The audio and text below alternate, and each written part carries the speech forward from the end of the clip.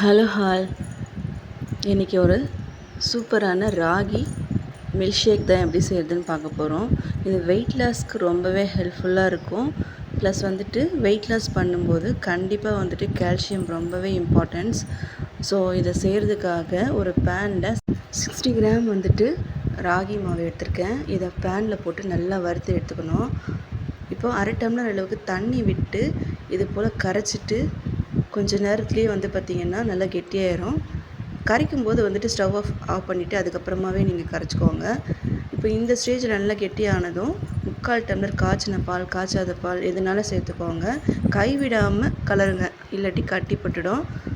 கேர்ஃபுல்லாக நீங்கள் கலந்து எடுத்தீங்க அப்படின்னா சூப்பரான ராகி மில்க் ஷேக் வந்துட்டு ரெடி ஆயிரும்.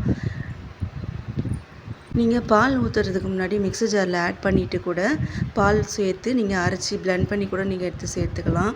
நான் வந்துட்டு அப்படியே கைவிடாமல் கலர்ந்ததுனால கேர்ஃபுல்லாகவே கலந்து எடுத்துக்கிட்டிங்கனாலே போதும். ஸோ இந்த ஸ்டேஜில் வந்துட்டு கை நிறைய வந்துட்டு நட்ஸும் சீட்ஸும் ஆட் பண்ணிக்கலாம். ஹனி மிக்ஸ் பண்ணி குடிச்சிங்கன்னா அமிர்தமாக இருக்கும். கண்டிப்பாக ட்ரை பண்ணி பாருங்கள்.